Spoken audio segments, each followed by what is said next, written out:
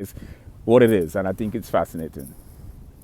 And especially surrealism, Salvador Dali. Surrealism is a fascinating phenomenon because Salvador Dali, man. What Salvador Dali did was something called the juxtaposition of incongruity. You know, the merging of the incompatible, taking two things that are mutually exclusive, placing them side by side and find a single common denominator they share. And what Salvador Dali did was he juxtaposed the subconscious with the dream state. This is what you call surrealism or surrealistic. Surrealistic when there's a disparity between two objects. There's no commonality. It's like